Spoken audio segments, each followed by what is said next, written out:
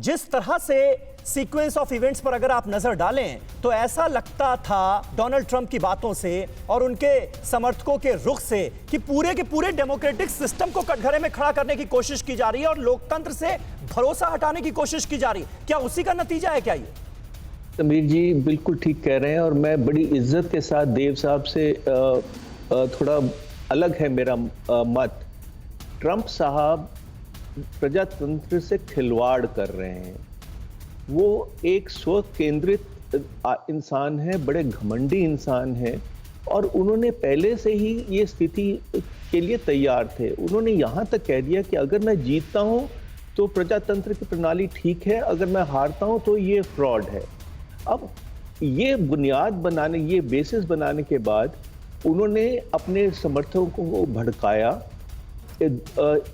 ऊपर से शांति की बात करते हैं पर आग सुलगाते हैं और ये कभी भी इससे ये जाहिर होता है कि कितनी भी मजबूत प्रणाली हो, कितनी भी प्रतिष्ठा हो, एक इंसान जो तुल जाए नुकसान करने के लिए वो कहां तक कर सकता है।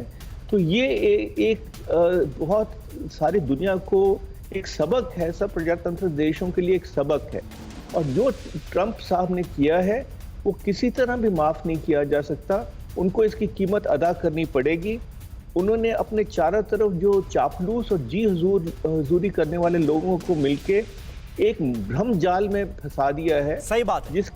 जिसके कारण ये आज दिन देखने को मिल रहा है और ये बड़े अफसोस की बात है। और मैं माइक पेंस जो वाइस प्रेसिडेंट हैं, वो इतिहास में तो बहुत सुनहरे अक्षरों में उनका नाम लिखा जाएगा। सही बात है, सही बात है। ये अपने आप में चौंकाने वाला है और बड़ा जिम्मेदाराना रवैया जो है वो माइक पेंस की तरफ से नजर आ रहा है। ये अपने आप में बहुत इंटरेस्टिंग है सर। और अमेरिका में 208 साल बाद इमरजेंसी जैसे हालात बने हैं। राजधानी वॉशिंगटन डीसी में 15 दिन के लिए इमरजेंसी लगानी पड़ी है। हालात का आप अंदाजा लगाइए। वॉशिंगटन में कल सुबह 6 बजे तक के लिए कर्फ्यू लगा दिया गया है। 208 साल पहले 1812 में ऐसी हिंसा हुई थी जैसी अब हुई है और वॉशिंगटन डीसी में लगानी पड़ी है 208 साल बाद इमरजेंसी।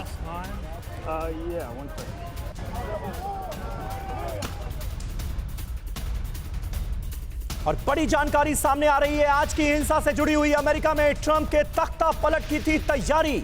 अमेरिकी संसद में 25वें संशोधन का इस्तेमाल, माइक पेंस को कार्यवाहक राष्ट्रपति बनाने की तैयारी की जा रही है।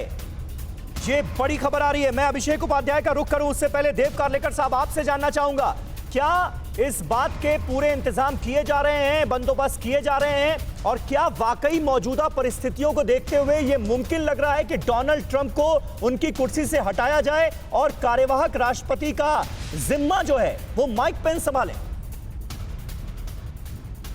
देखिएगा Sameer ji, there are multiple options on the table.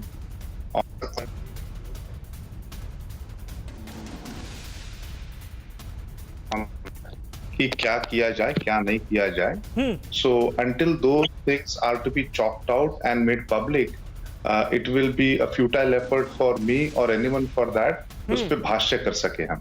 तो मैं तो यही कहूंगा कि यह समय जो विपदा की घड़ी आई है इससे हम उभर के आए।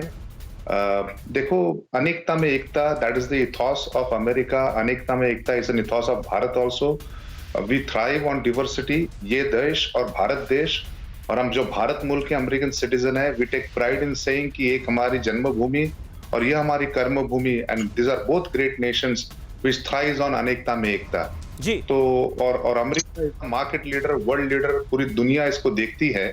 तो जब ऐसे अपवादात्मक जब घटनाएं होती है तो बड़ा खेद होता है, बड़ा दुख भी होता है, क्योंकि पूरी दुनिया हम पे अभी हंस रही है। यह काल, यह भी बीत जाएगा। इससे भी हमें सीख लेनी चाहिए कि we must agree to disagree, है ना। और अगर हमें जीत या हार, और हार में भी जीत होती है, जीत में भी हार होती है, तो इससे सीख ले और हमें न्याय का, जो न्यायपालिका होती है, सुप्रीम कोर्ट होती है, उसका सम्मान करना चाहिए।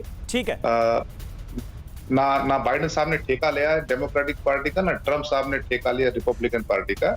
they are a namesake face of the party, but there is a core committee which takes the executive decision. ठीक वो है? बात आपकी तो सही है कि ठेका नहीं लिया हुआ है रिपब्लिकन पार्टी का डोनाल्ड ट्रंप ने, लेकिन डोनाल्ड ट्रंप की तरफ से जो गैर जिम्मेदाराना बयान सामने आए उसकी कभी आलोचना भी तो नहीं की आपकी पार्टी ने। ये भी तो एक सवाल है। अभिषेक उपाध्याय हमारे साथ इस वक्त मौजूद हैं। अभिषेक, और हमारे प्रधानमंत्री नरेंद्र मोदी ने जो सलाह दी है कि सत्ता का हस्तांतरण शांतिपूर्ण तरीके से होना चाहिए, मुझे लगता है लोकतंत्र में भरोसा रखने वाला कोई भी नेता इस वक्त यही सलाह दे सकता है डोनाल्ड ट्रंप को। हालांकि ये सलाह रास तो नहीं आ रही होगी इस वक्त ट्रंप को। देखिए, डोनाल्ड ट्रंप के साथ सबसे ये जो पूरा घटनाक्रम हुआ है उससे सबसे बड़ा नुकसान उन्होंने ये किया है कि वो वहां पर कमजोर पड़ गए हैं। जो उनके कोर समर्थक थे, रिपब्लिकन पार्टी के कई बड़े नेता उनके खिलाफ चले गए हैं। आप वहां के जो सीनेटर हैं उनकी बातें सुनिए, वो उनके खिलाफ चले गए हैं। जो इस्तीफे हो रहे हैं, एनएसए के इस्तीफे, डिप्टी एनएसए के इस्तीफे, जो मेलानिया ट्रंप की चीफ ऑफ स्टाफ हैं उनका इस्तीफा, प्रेस सेक्रेटरी का इस्तीफा, एक लाइन से, हालांकि एनएसए के इस्तीफे की बात अभी सामने नहीं आई लेकिन कहा जा रहा है कि वो भी इस्तीफा देंगे। तो वो और जो विश्व मत उनके खिलाफ जा रहा है, तो डोनाल्ड ट्रंप एक बड़ी लड़ाई यहां पर हार गए हैं कि एक जो ग्रेसफुल एग्जिट हो सकती थी वो बहुत ही डिसग्रेसफुल होने जा रही है। और अगर महाभियोग आता है, अगर माइक पेंस के हाथ में ऐसा वोटिंग होती है, वो भी अपने आप में अभूतपूर्व ऐतिहासिक होगी कि माइक पेंस के हाथ में सत्ता चली जाती तो उनके लिए और भी डिसग्रेस होगा।